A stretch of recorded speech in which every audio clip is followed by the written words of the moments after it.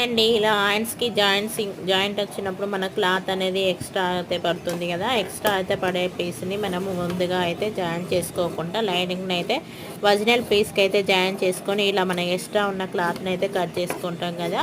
మనం ఇందులో ఆయిల్లో మిగిలిన క్లాత్ని మనం జాయింటింగ్ కోసం అనేది యూజ్ చేసుకోవచ్చు అండి. అది చాలా బాగా వస్తుంది. ఇప్పుడు మనము ఈ హ్యాండ్ అయితే జాయింట్ చేసినాం కదా, మనకి మిగిలిన క్లాత్ ఉంటుంది కదా, మనకు లైనింగ్ అటాచ్ చేసినాక మనకు హ్యాండ్ మనకు వచ్చిన ప్లేస్ అనేది జాయింట్ పడినప్పుడు పీసెస్ పడినప్పుడు మనకి ఇలా లైనింగ్ క్లాత్ అటాచ్ చేసినాక ఈ విధంగా జాయింటింగ్ అనేది చేసుకున్నామంటే మనకి హ్యాండ్ ఎంత క్లాత్ కావాలో అంతే మాత్రమే ఉపయోగపడుతుంది.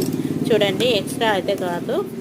ఇలా మనకి చేసామంటే నీటి ఫినిషింగ్తోనే కూడా వస్తుందండి ఫ్రెండ్స్. చూడండి, చాలా బాగా అయితే వస్తుంది. మనకి ఎక్స్ట్రా క్లాత్ అనేది యూజ్ కాకుండా మనకి వేస్ట్ కాకుండా అయితే క్లాత్ అనేది